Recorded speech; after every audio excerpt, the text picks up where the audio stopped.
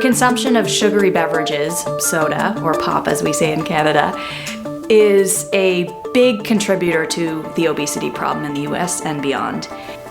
So policymakers are really grappling with how do we reduce the obesity problem, and in particular with soda, how do we reduce intake? I study how people make decisions. I then try to devise interventions to help people make better decisions, in particular with respect to their health.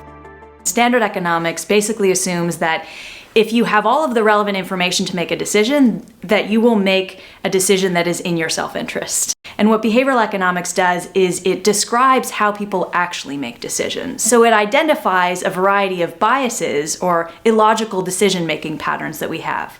For example, what we do in our studies is we test whether if a company gives you 2 12-ounce drinks when you order a large, does that cause you to consume more or less?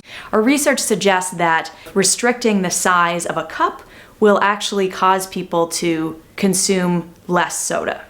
It's pretty intuitive, right? If we reduce portion sizes, then people will consume less.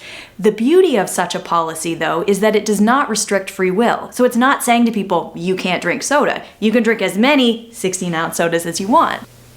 In one study, we tried to help people to lose weight. And we tried to help them to lose weight by offering them incentives.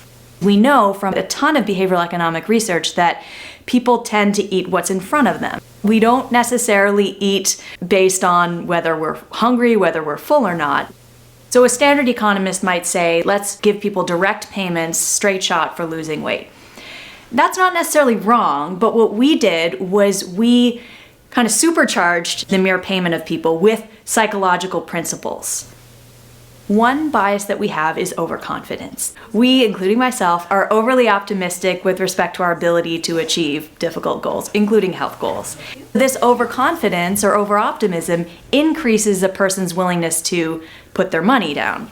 But then, after having put their money down, another bias, loss aversion, kicks in.